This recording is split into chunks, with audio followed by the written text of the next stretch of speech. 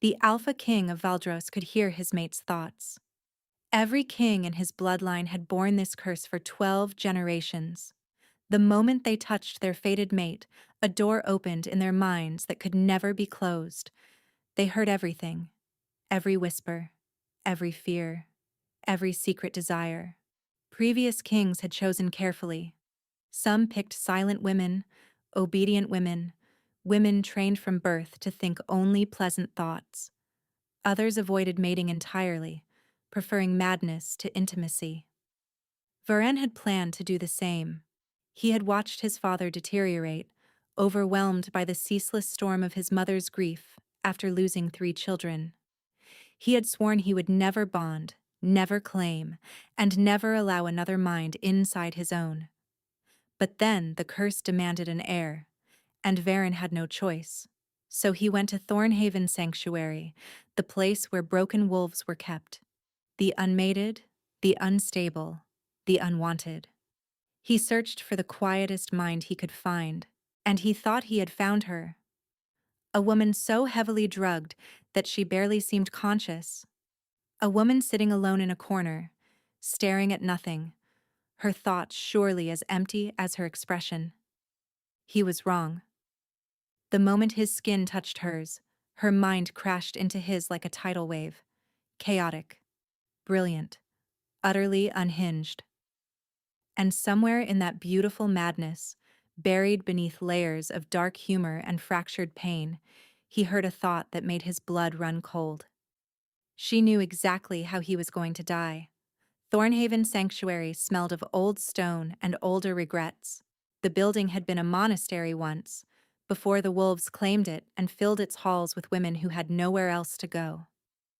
Varen walked through the main corridor with his 2 guards flanking him, his boots echoing against the worn floors. The sanctuary's matron hurried ahead, her voice pitched high with nerves. "Your Majesty, if we had known you were coming, we would have prepared the women properly. Most of them are not in any condition to be presented. Some have not been lucid in months, and others require constant sedation just to prevent them from harming themselves or the staff." "I am not looking for lucid," Varen said. His voice came out flat, cold. He had perfected that tone over years of practice. "I am looking for quiet." The matron faltered. "Quiet, Your Majesty." "Show me your most sedated patients, the ones who barely think at all." He could feel the matron's confusion like a physical weight. She did not understand, and he had no intention of explaining. Let her think him cruel or strange. It did not matter. Nothing mattered except finding a mate whose mind would not destroy him. They entered a larger hall where perhaps 20 women sat in various states of awareness. Some rocked in their chairs, muttering to themselves. Others stared at walls or wept silently or picked at their own skin with obsessive repetition. Varen closed his eyes and opened his senses. This was the part he hated most. Before the mate bond formed, he could not hear thoughts clearly. But he could sense them, feel the texture of them. Some minds buzzed like angry hives, others crackled with lightning. A few pulsed with slow, heavy grief. He walked past them one by one, too loud, too sharp, too fractured. And then he felt it. Or rather, he felt nothing. In the far corner of the room, a woman sat alone. She wore a simple gray dress that hung loose on her frame, and her dark hair fell around her face in tangled waves. Her eyes were open but unfocused, staring at a point somewhere beyond the stone wall in front of her. Her mind was silence. "That one," Varen said. The matron hurried forward. "That is Nola Ashford, Your Majesty. She was committed 3 years ago after an incident involving a noble family. She has been heavily medicated since her arrival. I must warn you, we cannot guarantee her stability if the sedation is reduced." "What incident?" The matron hesitated. "There was a death, Your Majesty. A young lord. She was accused of causing it, though the details were never made public. Her father had her committed rather than face trial." Varen studied the woman. Nola. Even her name sounded soft, harmless. "I will take her," he said. The matron's eyes went wide. Your Majesty, surely you would prefer to interview her first, or perhaps see some of our more stable patients who might be better suited to palace life. I said I will take her. He crossed the room in long strides. The other women shrank back as he passed, sensing his alpha presence even through their medicated haze. But Nola did not move, did not even blink. Varen crouched down in front of her. Up close, he could see she was younger than he had assumed, mid-20s perhaps. Her features were delicate, almost ethereal. Dark circles shadowed her eyes, and her cheeks were hollow, but beneath the neglect was something striking. She still did not look at him. He reached out and took her hand. The world exploded. Her thoughts crashed into his mind with the force of a collapsing dam. Colors, sounds, sensations, memories, all of it flooding through him in a roar of chaos that made him stagger backward. Oh gods, his hand is warm. Why is his hand warm? Dead people are not warm. Am I dead? I thought I was dead. I should check. How do you check if you are dead? Pinch yourself.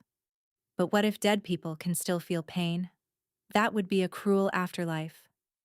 Very on brand for the gods, though. They are absolute bastards, every single one of them. Especially the moon goddess. Do not even get me started on her. Giving wolves fated mates and then making those mates absolute disappointments half the time. Criminal behavior, honestly. Varen's grip tightened involuntarily. Oh. Oh. He is still touching me. Why is he still touching me? Who is he? He is very tall. Unfairly tall. Nobody needs that much height. He is hoarding vertical space like a greedy little height goblin. Wait. No, not little. Very large height goblin. And his eyes. Why are they looking at me like that? I do not like when people look at me. The last person who looked at me like that was Caius. And then he died, so maybe this tall man should look away before I kill him too, with my cursed eyeballs of doom. Varen could not breathe. This was not silence. This was the opposite of silence. This was a hurricane wearing human skin. Your Majesty? The matron's voice came from somewhere far away. Your Majesty, are you unwell? He forced himself to speak. How much sedation is she on? A very high dose, Your Majesty.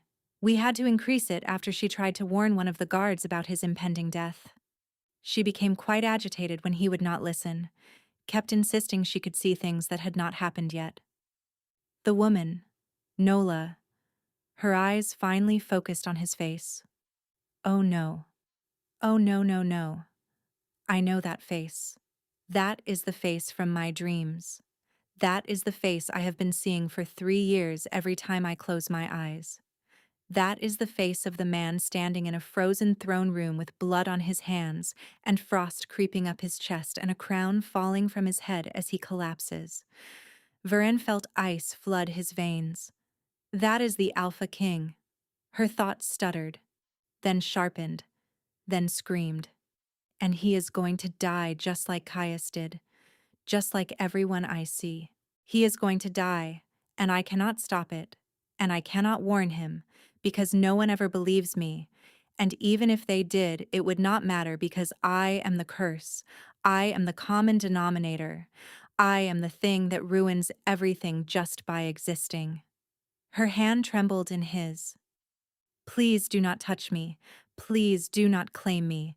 Please walk away and pretend you never saw me, because if you take me with you, I will destroy you, and I cannot watch another person die because of what I am. Varen stared into her eyes, those dark, drugged, desperate eyes, and he made his choice. Prepare her for transport, he said. She leaves with me tonight. Nola's thoughts dissolved into pure, howling panic. The carriage moved through the night, wheels rattling over uneven roads. Nola sat across from the king, her hands clasped in her lap, her thoughts spiraling faster than the countryside passing outside the window. He took me.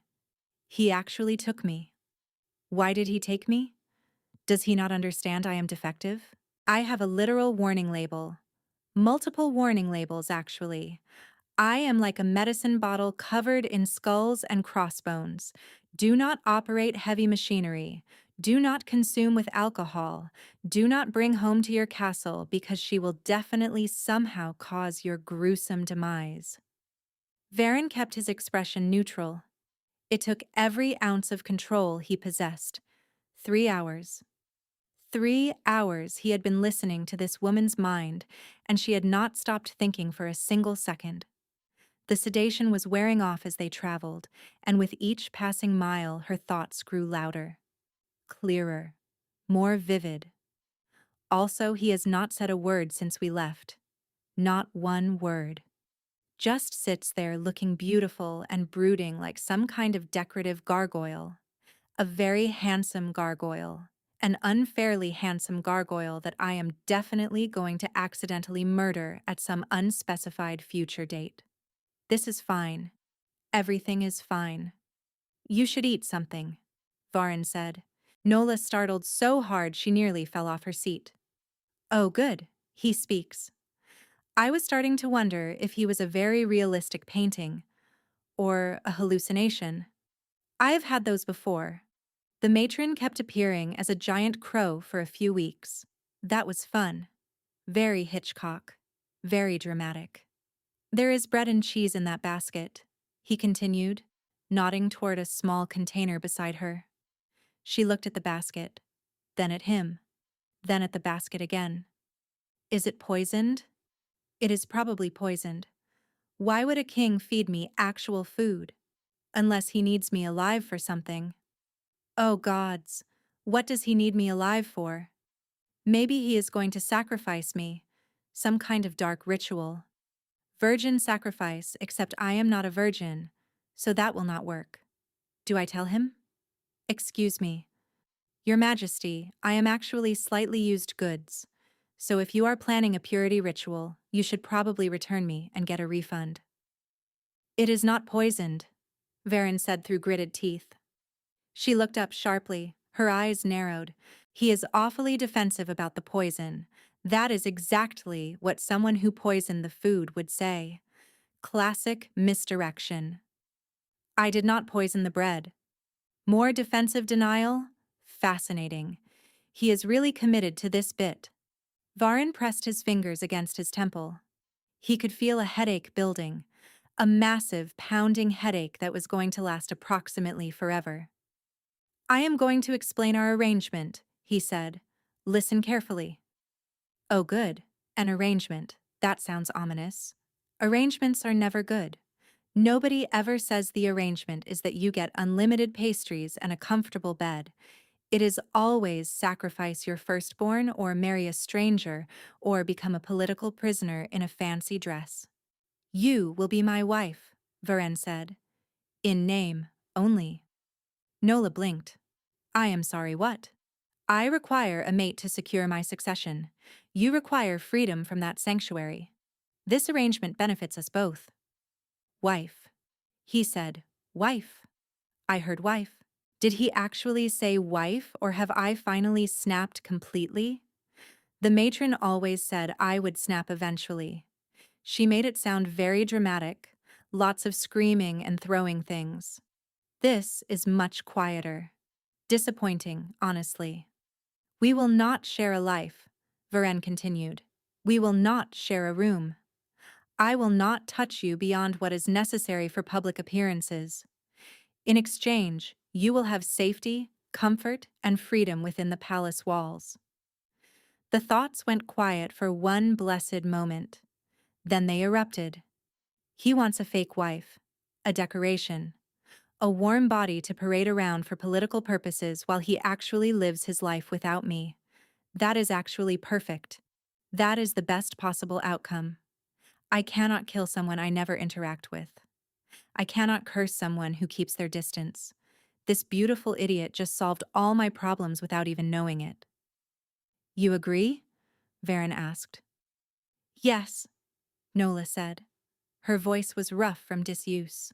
I agree. He studied her face. She looked relieved. Genuinely relieved.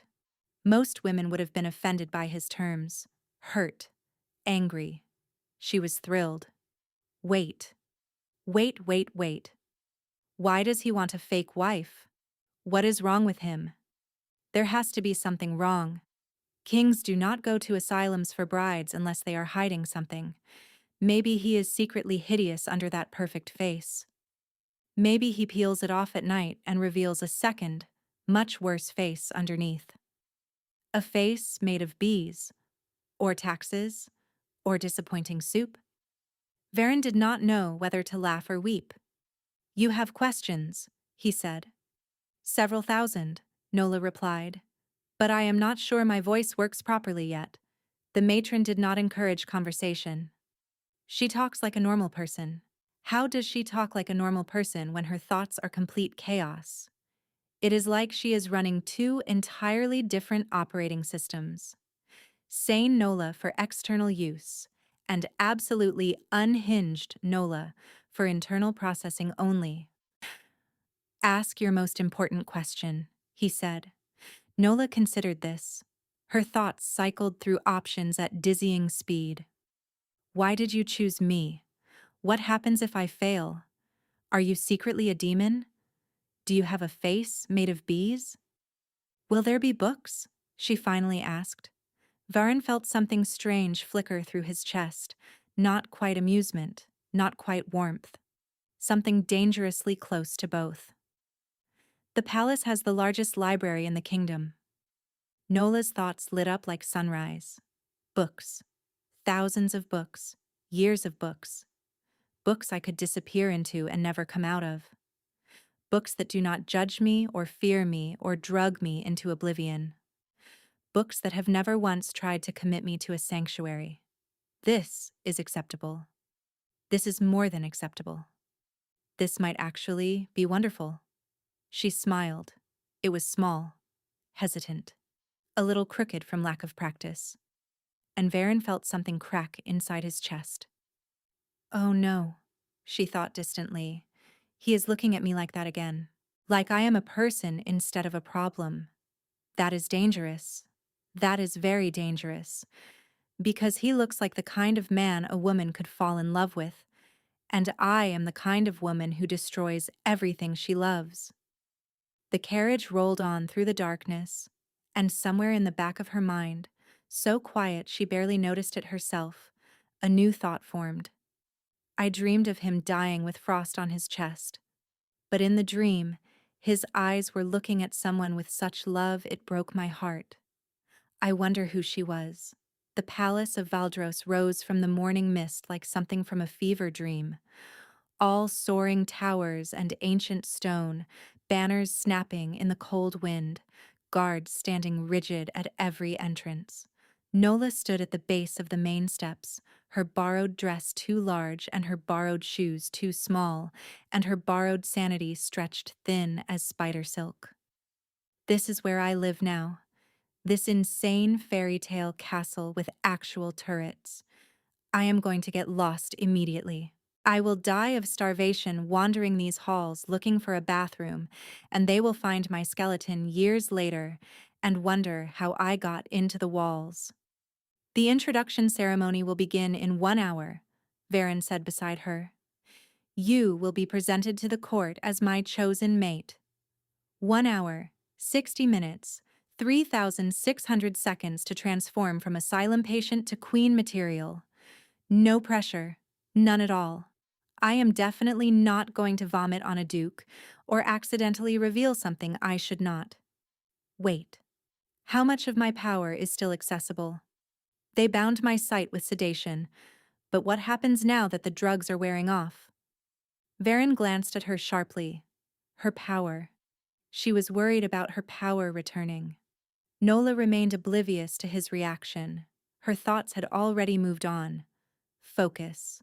One problem at a time. First survive the ceremony, then worry about what visions might start appearing now that my head is clearing. They climbed the stairs and entered the palace. Servants appeared instantly, bowing and murmuring welcome phrases that Nola did not hear because her mind was too busy cataloging every exit, every shadow, and every potential escape route. Old habits? Thornhaven taught her to always know how to run. Vela will help you prepare, Varen said, gesturing to an older woman with kind eyes and silver-streaked hair. She will be your personal attendant. The woman curtsied. Your Highness, it is an honor. Highness. She called me Highness. I am a Highness now. Formerly a dangerous asylum patient, currently a Highness. What a career trajectory. The matron would be so confused. I will leave you to it, Varen said. His eyes met hers for one moment. Just try to stay calm during the ceremony. Calm. He wants me to stay calm. That is adorable. That is like asking a hurricane to stay gentle or a fire to stay cool. I have not been calm since I was 13 years old and first saw a man's death 3 days before it happened. Varen turned away before his expression could betray him. An hour later, Nola stood outside the great hall in a gown of deep green velvet, her hair tamed into something approximating elegance, her face clean of asylum grime for the first time in years. She looked beautiful. She felt like screaming. Okay. Deep breaths. You can do this. You have survived 3 years of sedation and isolation. You survived your father's betrayal and Caius's death, and the trial that was not really a trial. You can survive one little ceremony with hundreds of nobles staring at you, judging you, wondering what is wrong with the king that he chose you. Wonderful. Totally manageable, not terrifying at all. The doors swung open. The great hall was packed. Every noble family in Valdro seemed to have sent representatives.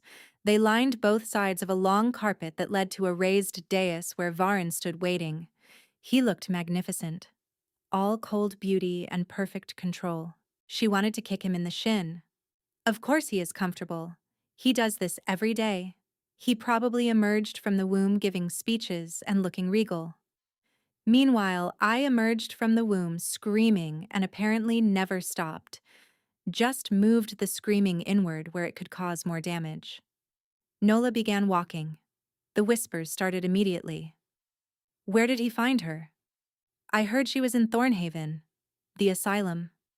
An asylum bride? Has he gone mad? They know. Of course they know. Rich people gossip faster than plague spreads. By tomorrow, they will know everything. My father made sure of that when he had me committed. Public enough to be humiliating, private enough to avoid actual scandal. She kept walking, one foot in front of the other, and then she saw a face in the crowd that stopped her heart. Maren. Her sister stood among a cluster of nobles, dressed in silk and jewels, her face pale with shock. No. No, no, no. Why is she here? She is supposed to be at home, safe, away from me, living her life without the burden of her cursed older sister ruining everything. Marin's eyes were wide, fixed on Nola, filled with something that looked horrifyingly like hope. Do not look at me like that. Do not you dare look at me like you missed me. I left to protect you. I confess to protect you. Everything I did was to keep you safe from the truth of what I am, and what I saw, and what is coming. Varen watched from the dais as his mate's thoughts spiraled into places he could not follow. Something about her sister. Something about protection. Something about a truth. What truth? What did she see? Nola reached the dais. Varen extended his hand. She took it, and her thoughts crashed over him in waves. Do not think about it. Do not think about the vision. Do not think about Caius dead on the floor with his chest caved in, and Marin's scream echoing off the walls, and the knowledge, the horrible certain knowledge, that it was supposed to be her. It was always supposed to be her, but I changed it. I changed the future, and Caius died instead of my sister. And they blamed me for murder when really I saved her. I saved her, and killed him. And I cannot ever tell anyone because no one would understand that sometimes love means choosing who dies. Varen's blood turned to ice. She had not murdered Caius. She had redirected a death meant for someone else, and based on what she had seen in her visions of his future, she might be planning to do it again. 3 weeks passed in the palace of Valdros. 3 weeks of formal dinners where Nola sat beside Varen and thought increasingly unhinged things while he pretended not to hear them. 3 weeks of public appearances where she smiled and nodded and internally composed elaborate escape plans she would never use. 3 weeks of avoiding her sister's attempts at private conversation. And 3 weeks of Varen slowly losing his mind. He stood at his study window, watching the sun set over the mountains, trying to process everything he had learned from his mate's chaotic inner world. She could see deaths. Not just see them. She could somehow redirect them, change them, push fate onto a different path. She had killed a man to save her sister, taken a death meant for Marin and placed it on her betrothed instead. And she saw Varen dying. Had been seeing it for 3 years. Frost on his chest, a crown falling, blood on his hands. The curse. She was seeing the curse that killed every king in his line who dared to love. A knock at his door pulled him from his thoughts. Enter. Nola stepped inside, her expression uncertain. She had gained weight since arriving, her cheeks less hollow, and her movements less fragile. The palace had been good for her body even as her mind remained a hurricane of chaos. You summon me, Your Majesty? He had. Though now that she stood before him, he could not remember why. Oh, wonderful. Another mysterious summons.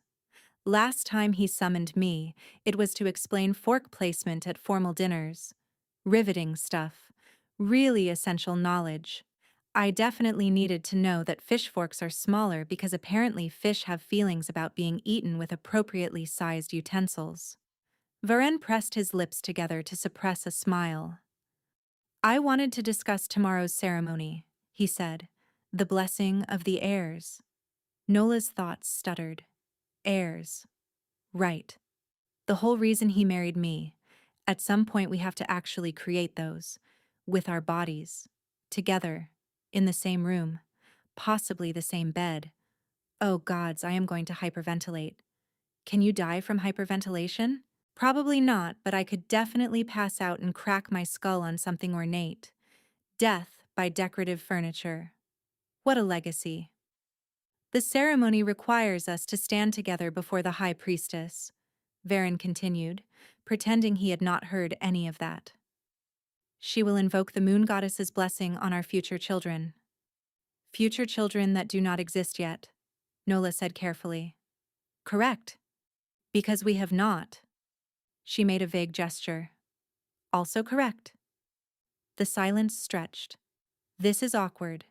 This is the most awkward conversation I have ever had, and I once had to explain to the Thornhaven matron why I needed extra blankets, because I kept dreaming about frozen corpses.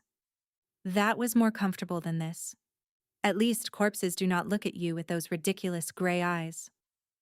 The priestess will ask about our intentions, Varen said. Whether we plan to fulfill our duty to the kingdom. And what should I say? The truth would be preferable. The truth. He wants the truth. The truth is that I think about fulfilling our duty more often than is strictly appropriate, and then I feel guilty because thinking about it might somehow make the death visions worse.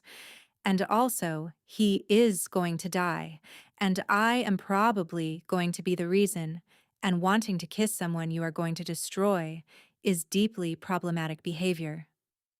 Varen went very still. She thought about him, about fulfilling their duty, often. This was dangerous information.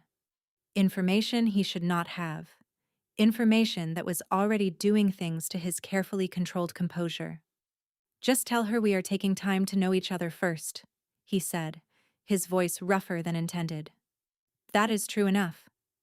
Nola nodded. Her eyes dropped to the floor. He is uncomfortable. I made him uncomfortable. Excellent work, Nola. Really stellar performance. Maybe next you can accidentally confess your detailed fantasies about his shoulders. Those shoulders should be illegal. They are a public safety hazard. Someone could hurt themselves staring at those shoulders. Was there anything else, Your Majesty? Yes, Varen thought. Tell me about the vision. Tell me how I die. Tell me why you have been avoiding your sister for 3 weeks. Tell me everything you are hiding behind that beautiful, chaotic mind. No, he said. That is all. She curtsied and turned to leave. Nola. She paused at the door. You could call me Varen. When we are alone. Her thoughts exploded into pink and gold, colors he could not interpret but that felt warm against his mind. He wants me to use his name, his actual name, like we are equals, like we are friends, like we are something more than a political arrangement held together by mutual desperation and really excellent library access. Good night, Varen, she said softly. The way she said his name did something terrible to his chest. Good night, Nola. She left. The door closed behind her, and Varen stood alone in his study, realizing with dawning horror that he was in serious trouble. The curse only activated when a king fell in love. He had chosen Nola specifically to prevent that. A silent mind, he had thought. An empty mind. A mind that could not possibly reach him. Instead, he had found a mind so vivid, so complex, so achingly human that he could not stop listening. He heard her thoughts as she walked down the corridor. Varen, Varen, Varen. His name feels nice in my mouth, like honey and thunder. That does not make sense. Nothing makes sense anymore. I am married to a king who does not touch me, and I want him to touch me, and that wanting is going to kill us both. She knew. Somewhere in that chaotic, brilliant mind, she knew what was coming. And she was already grieving for him. The blessing ceremony came and went without disaster. The priestess asked her invasive questions. Nola answered with carefully rehearsed lies, and Varen stood beside her radiating cold composure while internally cataloging every flutter of her thoughts. 2 months into their arrangement, they had developed a routine. Breakfast apart, lunch apart, dinner together in the great hall, surrounded by courtiers, playing the role of devoted mates, while exchanging perhaps 10 words aloud. But Varen heard thousands of her words, millions of them. An endless cascade of observations, anxieties, inappropriate jokes, and buried pain that she never spoke but could not stop thinking. He was becoming addicted to her mind. Your Majesty. Varen looked up from his documents. His chief advisor, Torvald, stood in the doorway with an expression of carefully suppressed concern. What is it? The Queen's sister has requested a private audience, for the 3rd time this week. Marin. Still trying to reach Nola, still being refused. Varen had seen fragments of the reason in Nola's thoughts. Guilt. Terror. A desperate need to keep Marin away from the truth of what had happened the night Caius died. Deny the request, he said. The Queen is not receiving visitors. Your Majesty, I must advise that continued refusal may cause political complications. The Ashward family has significant influence, and Lady Marin has been quite vocal about her concerns for her sister's well-being. Vocal. That was one word for it. Varen had heard Nola's panicked thoughts every time Marin appeared at court functions. The way she tracked her sister across rooms. The way she calculated exits and distractions and escape routes. She was terrified. Not of Marin herself, but of what Marin might discover. I will handle it, Varen said. Arrange a meeting between myself and Lady Marin. Without the Queen's knowledge. Torvald's eyebrows rose, but he knew better than to question. As you wish, Your Majesty. That afternoon, Varen received Marin Ashward in his private study. She was younger than Nola, softer in appearance, with none of her sister's sharp edges or shadows, but her eyes held the same stubborn intelligence. Your Majesty, she said, curtsying deeply. Thank you for seeing me. You have been persistent. My sister spent 3 years in an asylum. Forgive me if I am concerned about her sudden elevation to queen. Direct. Good. He preferred direct. You want to know if she is safe, he said. I want to know if she is happy, if she is being treated well, if she has chosen to avoid me, or if someone is preventing our reunion. No one is preventing anything. The choice is hers. Marin's jaw tightened. Then why? We were close once. Before the incident with Caius. Before our father had her committed. She was my best friend. My protector. And then, she confessed to murder, and refused to let me visit, and now she will not even look at me. Perhaps she has her reasons. What reasons could justify 3 years of silence? 3 years of letting me believe she was a killer? Marin's voice cracked. I know she did not do it. I have always known. Nola could never hurt anyone. Whatever happened that night, whatever she saw, she is protecting someone. She is always protecting someone. Varen studied the young woman before him. Passionate, loyal, absolutely certain of her sister's innocence. If only she knew the truth. Lady Marin, he said carefully. Your sister carries burdens you cannot imagine. Pressing her will not lighten them. It will only add to her guilt. Guilt for what? For saving your life, Varen thought. For choosing you over the man she was supposed to marry. For bearing the weight of a power she never asked for and can never escape. That is not my story to tell, he said. But I can promise you this. She is safe here. She is cared for. And when she is ready, she will find her way back to you. Marin's eyes searched his face. You care about her? It was not a question. She is my wife. That is not what I asked. Clever. Too clever by half. This audience is concluded, Varen said. I will ensure your concerns are noted. Marin curtsied again, but her eyes never left his face. She used to have visions, you know, when we were children. She would wake screaming, saying she had seen terrible things. Our mother said it was nightmares. Our father said it was madness. But I always wondered. She paused at the door. Whatever she saw about Caius, whatever she sees now, it is real. Is it not? She is not mad. She never was. Varen said nothing. Marin smiled sadly. Take care of her, Your Majesty. She has spent her whole life taking care of everyone else. Someone should return the favor. She left, and Varen sat alone with the weight of everything he now knew. That evening he found Nola in the library. She had claimed a corner near the largest window, surrounded by stacks of books that formed a small fortress around her reading chair. She did not notice him approach. Her thoughts were elsewhere. Chapter 17. See, this is the good part. The hero finally admits his feelings, and everything goes horribly wrong because of course it does. That is how stories work. Happiness is just the setup for tragedy. Joy is just the foundation for devastation. I should know. I have seen it enough times. You are reading romance novels. Nola startled so violently that 3 books crashed to the floor. Your Majesty, Varen, you should not sneak up on people, especially people with fragile constitutions and overdeveloped startle reflexes. How long has he been standing there? Did he see me crying at chapter 15? I was definitely crying at chapter 15. The heroine thought her love interest was dead. Very emotional stuff. Completely reasonable tears.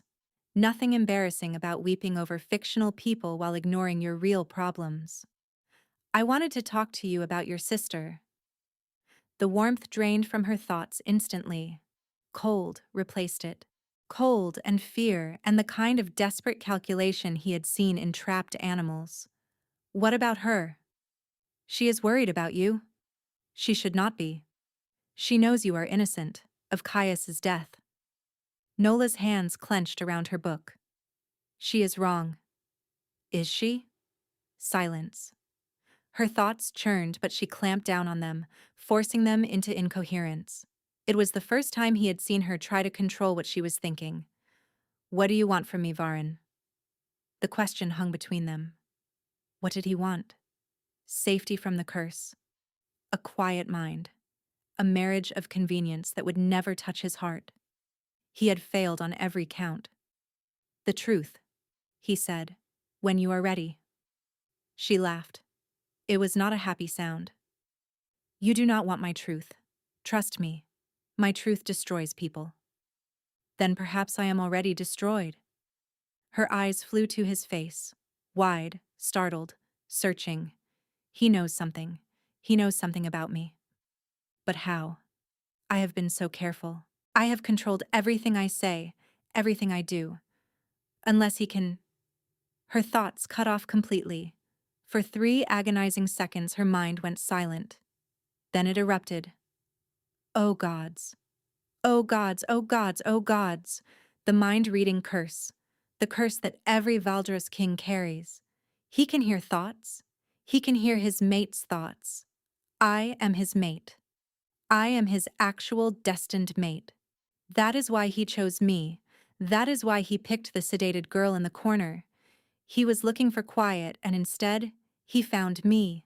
He found the loudest, most chaotic mind in the entire kingdom. And he has been listening this whole time. Every embarrassing thought, every inappropriate observation, every detailed analysis of his shoulders and his jawline and the way he looks when he is concentrating. He heard all of it. I am going to die. I am going to die of humiliation right here in this library surrounded by romance novels. What a fitting end. What a perfectly poetic disaster. "Nola," Varen said quietly. She was already running. 3 days. 3 days of Nola avoiding him with the dedication of a woman whose entire inner world had been exposed without her consent. Varen understood her reaction. He even respected it, but he could not allow it to continue. Because in those 3 days, her thoughts had changed. He still heard them, even at a distance. The mate bond did not care about walls or doors or her desperate attempts at avoidance. Her mind called to his across the entire palace. And what he heard terrified him. She was planning something. Something involving the death vision. Something involving sacrifice. Something she believed would save him at the cost of herself. He found her in the east garden at dawn, sitting on a stone bench beneath a willow tree, her face turned toward the rising sun. She heard him approach. Her thoughts immediately began erecting walls. Do not think about the plan. Do not think about the ritual. Do not think about the old texts in the restricted section that describe how to redirect death. He is listening. He is always listening. Think about something else. Clouds, trees, the proper care and feeding of decorative hedges. Very boring. Very safe. Nothing suspicious at all. You found the restricted section, Varen said. Damn it. I do not know what you are talking about. Nola.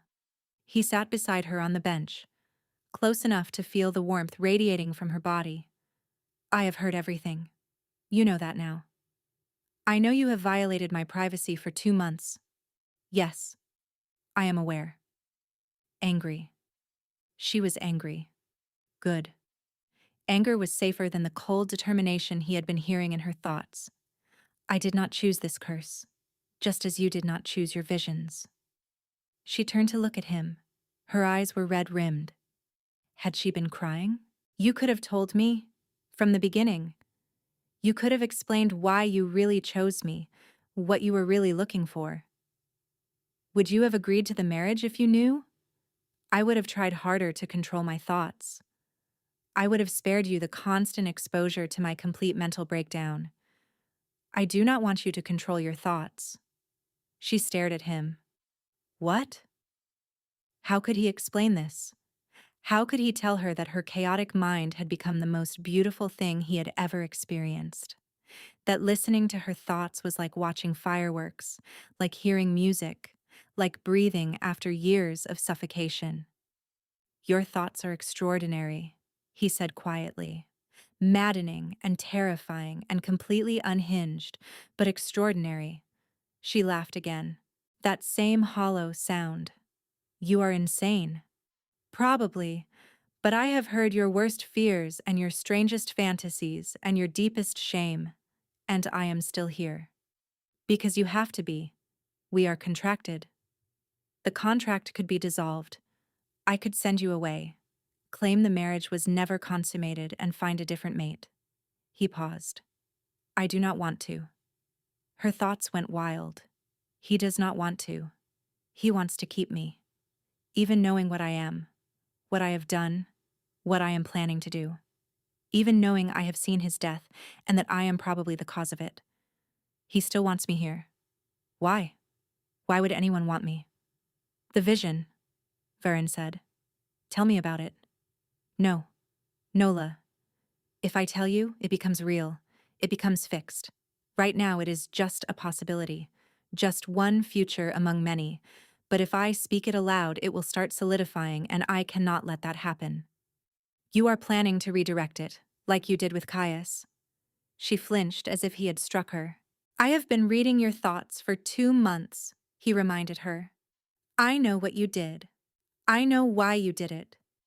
Your sister was supposed to die that night, and you pushed the death onto the man she loved instead. He was going to leave her anyway, Nola whispered.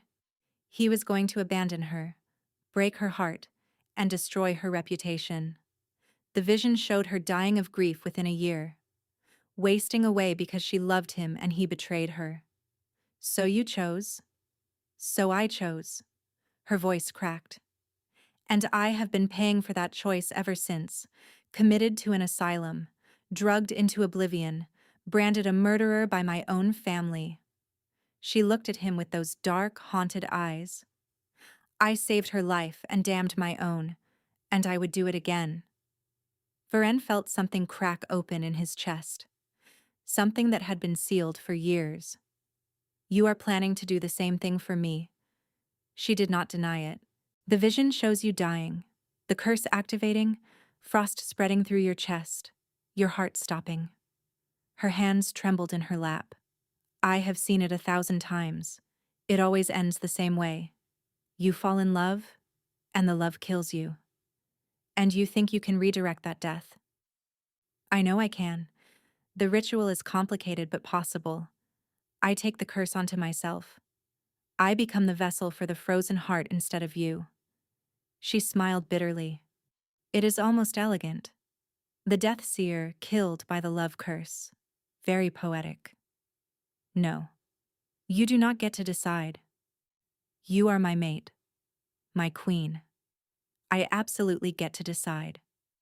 She laughed, but there were tears on her cheeks now. That is adorable. You think you have any control over what I do.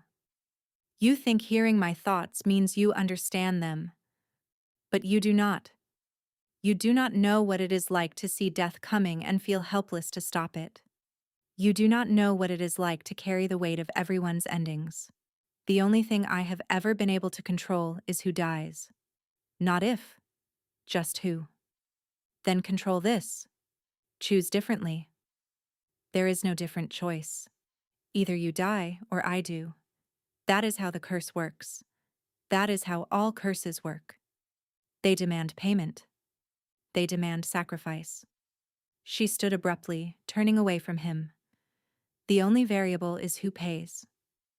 Varen rose and caught her wrist. Gently, carefully. Her thoughts crashed over him in waves of grief and terror and something else. Something warm and desperate and devastating.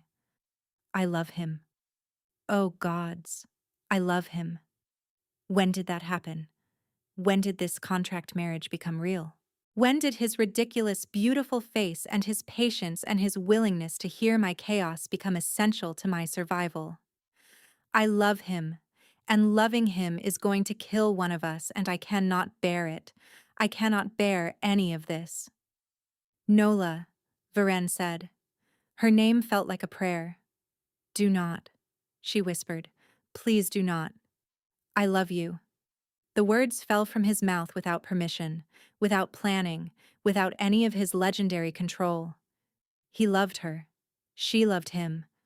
And the moment the confession left his lips, something cracked in the air itself. Frost erupted across his skin. His breath came out in white clouds. His heart seized in his chest with a pain so intense it drove him to his knees. "No," Nola screamed. "No, no, no, it is too soon. I am not ready. The ritual is not complete." She dropped beside him, her hands pressing against his chest where the frost was spreading. He could feel the curse awakening. Generations of frozen hearts, generations of dead kings, all of them whispering in his blood that this was how it ended. Love was death. Always had been. Always would be. But he could also feel Nola's thoughts, clear as bells, bright as stars. Not him. Not him. Please, anything but him. Take me instead. Take my heart. Take my life. I will give anything, everything, just let him live. Let him live. Let him live. The frost reached his heart, and Varen collapsed into darkness. Nola's screams echoed across the garden. Guards came running. Servants appeared from nowhere. Within moments, the peaceful dawn had transformed into chaos as the Alpha King lay unconscious on the frost-covered ground, his skin turning blue, and his breath barely visible. "Get him inside," Nola commanded. "Build fires in his chambers, every fireplace, every brazier, now."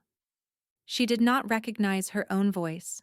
It sounded like someone who knew what they were doing, someone who was not falling apart inside.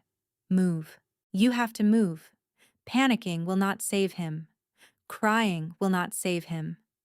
Only you can save him because you are the only one who understands what is happening, and even you barely understand it, so maybe everyone is doomed. But you cannot think like that. You have to try. You have to do something." They carried Varen through the palace. Nola followed, her mind racing faster than her feet. The ritual was not ready. She had found the texts, translated the ancient words, and gathered most of the components. But she had needed 3 more days. 3 more days to prepare the circle, to align the energies, to ensure the transfer would work. Now, she had nothing. Just a dying king and a half-formed plan, and the devastating knowledge that she had caused this by loving him back. If I had controlled my feelings better, if I had kept my walls up, if I had remembered that loving people is the same as killing them for someone like me. He confessed because he heard my thoughts. He knew I loved him because I could not stop thinking it. This is my fault. Everything is always my fault. They reached his chambers. Servants rushed to light fires while guards laid Varen on his massive bed. The frost had spread from his chest to his shoulders now, creeping toward his throat with terrible patience. "Everyone out," Nola ordered. "Your Highness," the head guard protested, "we should send for the healers, the priestess, the—" "I said out." Something in her voice made them obey. Even the most seasoned guards flinched at the authority crackling through her words. When the room emptied, Nola climbed onto the bed beside Varen. His skin was ice under her palms. His heartbeat was slowing, each pulse weaker than the last. "Do not dare leave me," she whispered. "I did not survive 3 years of that asylum just to watch you freeze to death because you were stupid enough to fall in love with me." No response. Of course no response. He was unconscious, dying, slipping away while she knelt beside him with useless hands and a mind full of chaos. Think. Think. The ritual requires a willing exchange, death for death, life for life. But I do not have the circle, I do not have the components, I do not have time. What do I have? She looked at her hands, at his frozen chest, at the curse visibly consuming him. I have my power, my sight, the thing that ruined my life and saved my sister and brought me here to this moment. What if I do not need the ritual? What if I just need to choose? Nola closed her eyes. She reached for the part of herself she had been suppressing since childhood, the part that saw endings, the part that could redirect fate itself. The visions hit her like a tidal wave. She saw Varen's death, the frost reaching his heart, the final beat, the silence that followed. But she also saw something else, something she had never noticed before because she had been too focused on the main vision. Shadows, figures moving in the background of every death she had ever witnessed, the same figures appearing again and again across different visions, different victims. Not random deaths, orchestrated ones. The curse was not natural. It was not even magical in the traditional sense. It was being maintained, fed, controlled by someone who benefited from its continuation. Nola's eyes flew open. "Oh gods," she breathed. "It is not just a curse, it is a leash." She scrambled off the bed and ran to the door. The guards outside snapped to attention. "Bring me Torvald," she commanded. "The chief advisor, now." "Your Highness, he is in a council meeting regarding the kings. I do not care if he is having tea with the moon goddess herself. Bring him to me immediately, or I will have every guard in this palace removed from service." She was not a subtle person. She had never been a subtle person. But sometimes a lack of subtlety was exactly what a situation required. The guard ran. Nola returned to Varen's side, her thoughts churning with new understanding. The visions, the shadows. She had seen them her whole life but never questioned them. Why would she? Death was death. She had assumed she was witnessing natural endings. But nothing about Caius's death had been natural. The vision had shown Marin dying of grief within a year. But who would have benefited from that death? Who would have gained from the destruction of the Ashward family and the Valdros curse? 12 generations of kings dying the moment they fell in love. 12 generations of power vacuums, of regencies, of advisors stepping in to guide young heirs who had just lost their fathers. It is systematic. It is calculated. Someone has been pulling strings across centuries, using death as a tool for control, and they put me in that asylum because I could see what they were doing. The door burst open. Torvald entered with an expression of concern so perfect it was almost convincing. "Your Highness, I came as quickly as I could. The king is dying because of a curse your family has been maintaining for 12 generations." Silence. Torvald's mask did not slip. If anything, it settled more firmly into place. "Your Highness, you are clearly distressed. The curse is ancient magic, far beyond any mortals." "I can see death," Nola interrupted.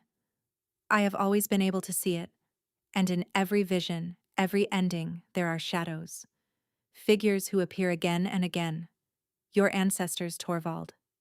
Guiding fate. Feeding the curse. Making sure each king dies before he can rule with a full heart." She stepped closer. Her voice dropped to something dangerous. "You had me committed. You arranged it through my father. You could not kill me because Death Seers are protected by our own power. But you could drug me, contain me, keep me from seeing clearly enough to understand what I was witnessing." Torvald studied her for a long moment. Then, slowly, he smiled. "I always wondered if you would figure it out," he said. His voice was different now, colder, ancient in a way that had nothing to do with his apparent age. "Your grandmother did. Eventually. We had to deal with her rather permanently." Nola's blood turned to ice.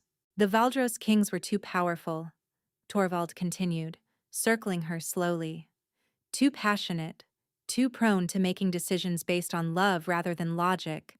My family offered a solution, a curse that would keep them cold, rational, controllable. And when they inevitably broke anyway, when love found them despite our efforts, the curse would remove them and we would guide the next generation." "You have been ruling this kingdom through puppets for centuries." "Advising," Torvald corrected. "There is a difference. Technically." He stopped circling. His eyes moved to Varen's frozen form on the bed. You were never supposed to bond with him. You were supposed to be empty, silent, a void he could use for heirs without ever connecting to. Torvald shook his head. But that chaotic mind of yours reached him anyway. Such a tragedy. He was one of our better kings. We had hoped he would last longer. I will not let him die. You cannot stop it. The curse is already activated. Even your power cannot redirect this death.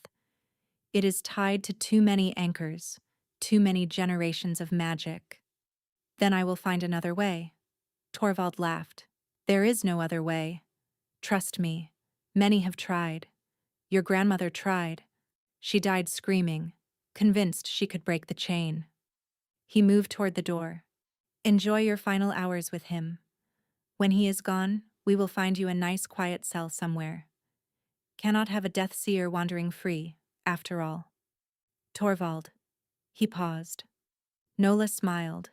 It was not a pleasant smile. You forgot something important about death seers. And what is that? We do not just see death.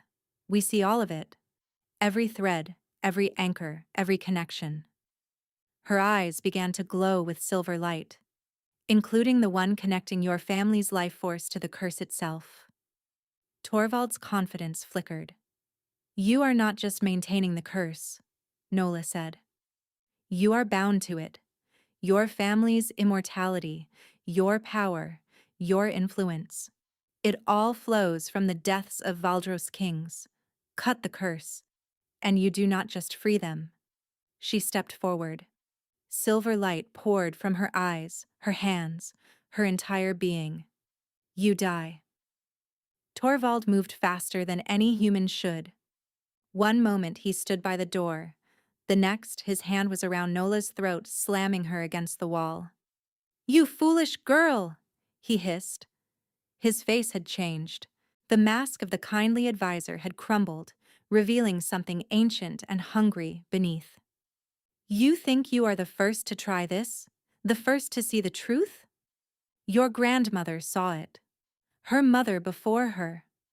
Every death seer born into your wretched bloodline eventually sees it. The power skips generations sometimes, hides for decades, but it always resurfaces. Nola could not breathe, could not think. Her power flickered and surged, but she could not focus, could not direct it. They all die, Torvald continued. That is the beauty of the arrangement. Death seers can see the curse, but they cannot break it without sacrificing themselves, and none of them ever have the courage to. He stopped. His hand loosened. Blood bloomed across his chest. Behind him, trembling with the effort of lifting a sword she had clearly never used before, stood Marin. Get away from my sister, she said. Torvald staggered. He turned to face this new threat, and Marin drove the blade deeper. 3 years, she gasped. 3 years I believed she was a murderer. 3 years I wondered what I had done wrong, why she would not see me, why our father looked so guilty whenever I asked about her. She twisted the sword. The guards came for father after the king collapsed. They knew his arrangement with Torvald was unraveling. He was drunk when they arrived, terrified, kept babbling confessions before they even asked questions. Tears streamed down her face. He wanted to warn me, in case Nola failed, in case I was next. Torvald laughed. It was a wet, horrible sound. You think this kills me? I have survived worse. I have survived centuries. I will heal, and I will find you both, and I will. She does not need to kill you, Nola said. Her voice was steady now. Her power had focused. She just needed to distract you long enough for me to see the anchor. She could see it now, clear as day, a thread of dark energy connecting Torvald to the curse, connecting the curse to Varen, connecting generations of death into one terrible tapestry.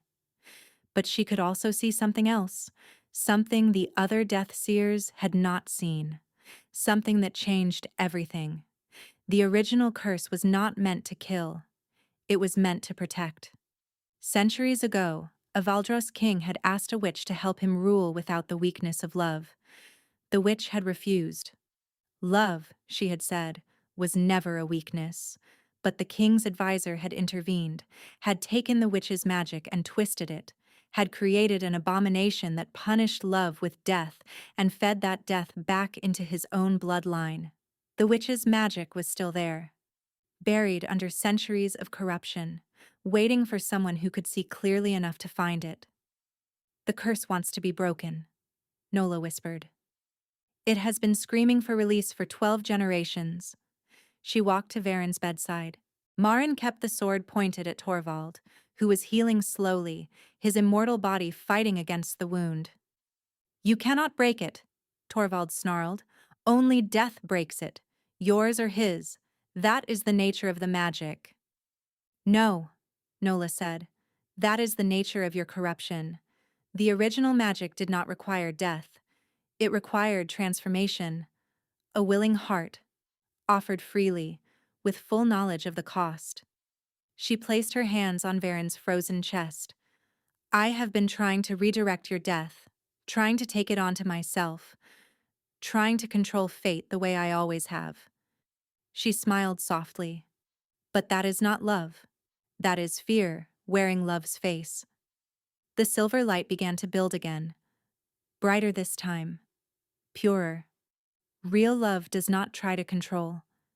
It does not try to redirect or manipulate or manage. Real love accepts. Real love trusts. Real love offers everything without expecting anything in return. She bent down and pressed her forehead to his. I love you. I love your patience and your coldness that is not really cold, and the way you listen to my chaos without running. I love that you chose me when you thought I was empty, and kept choosing me when you learned I was anything but. I love you, and I am not offering my death for yours. I am offering my heart for your heart, my power for your freedom, everything I am for everything you could become. If that kills me, so be it. But I will not redirect anything. I will not force anything. I just love you. The light exploded outward. Nola felt her power surge, then transform, then shatter into something entirely new. The visions that had haunted her since childhood went silent. The constant awareness of death surrounding every living thing faded away. The death sight was gone now. She was normal. Just a woman kneeling beside a man she loved. But Varen's chest moved. The frost receded. Color returned to his skin. And behind her, Torvald began to scream. She turned to see him aging rapidly. Centuries of stolen life catching up in seconds. His skin withered. His bones crumbled. Within moments, he was nothing but dust on the palace floor. Nola. Marin dropped the sword and rushed to her side. Nola, your eyes. They are not glowing anymore, are you? I am fine, Nola said. And she meant it. For the first time in her life, she genuinely meant it. I am better than fine. I am free. Nola. The voice was hoarse, rough, beautiful. Varen's eyes were open, gray as winter's storms but warm now. So warm. You broke it, he said wonderingly. The curse, I can feel it. It is gone. I gave it what it actually wanted, Nola said. What the original magic was designed to receive. A heart offered freely, not a death redirected. Just love. He reached up and touched her face. His hands were warm, actually warm, for the first time in his life. Your power, he said, your visions, they are gone. Yes, you gave them up. For me. I gave them up for us, for our future, for any children we might have who deserve to grow up without a curse hanging over their heads. She smiled. Besides, the visions were exhausting. Do you know how hard it is to concentrate on dinner when you keep seeing the cook choking on a fishbone 3 weeks from now? Varen laughed. It was a beautiful sound. She had never heard him laugh before. I can still hear your thoughts, he said. I know. That is fine. You already know all my secrets anyway. She paused. Well, most of them. I never did tell you about my detailed analysis of your shoulders. I heard that one. Multiple times.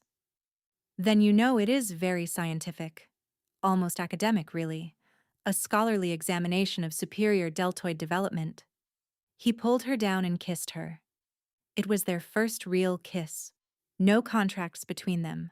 No curses looming. No secrets left to hide. Just two broken people who had somehow made each other whole.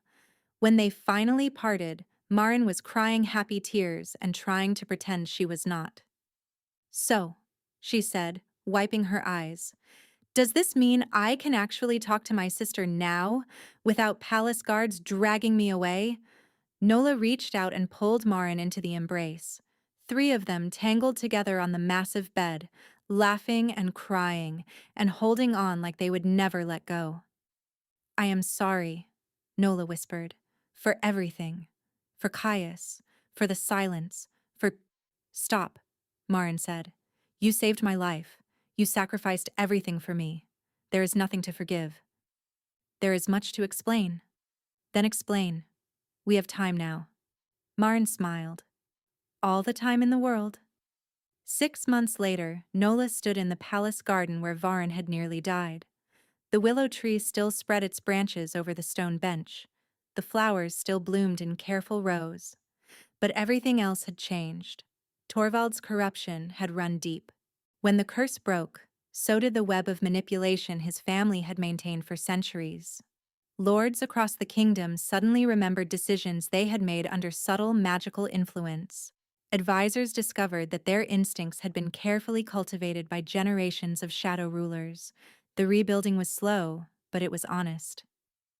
"You are thinking too loudly," Varen said, appearing beside her. "You love my loud thoughts." "I tolerate your loud thoughts." "Same thing, coming from you?" He smiled. He did that often now.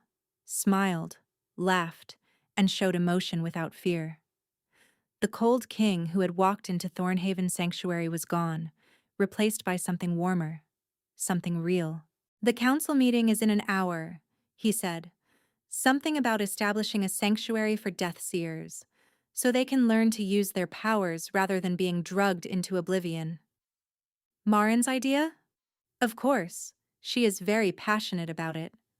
"She is passionate about everything." "Runs in the family, apparently." Nola looked up at him. This ridiculous man who had heard her worst thoughts and chosen her anyway, who had nearly died for loving her and would do it again without hesitation. "I do not regret it," she said, losing the visions. "I thought I would, but I do not.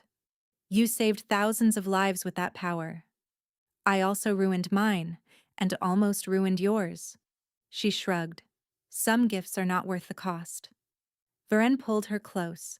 She fit against him perfectly, her head tucked beneath his chin, his arms wrapped around her like she was something precious. "I have something to tell you," he said. "I know. I am pregnant. I figured it out last week." He pulled back, startled. "How? Your visions are gone." "Varen, my love, my beautiful confused husband. Some things do not require mystical power to detect. I have been nauseous every morning for 2 weeks, and I have not had my monthly since." He kissed her. Cut her off mid-sentence with a kiss so full of joy she could feel it reverberating through her chest. When the curse broke, the mate bond had fully formed. She could not hear his thoughts the way he heard hers, but she could feel him. His emotions, his presence, his overwhelming love. Right now she felt wonder, joy. Absolute, uncomplicated happiness. "Ah, an heir," he breathed against her lips. "A child who will never know the curse, who will be free to love without fear." "Several children, if I have anything to say about it," Nola replied. "This palace is far too quiet. We need chaos, noise, tiny humans running around causing mayhem. You cause enough chaos for an entire army. And you love it." "Gods help me," Varen said. "I do." He took her hand and they walked back toward the palace. The sun was warm on their faces. The future stretched ahead of them. Unknown, but no longer terrifying. Behind them, unseen by either of them, a small silver flower bloomed on the bench where the frost had touched the stone. A gift from the original witch whose magic had finally been freed. A promise that some curses, broken properly, could become blessings. The Alpha King who could hear his mate's thoughts had never expected to survive falling in love. He certainly had not expected to enjoy it quite this much.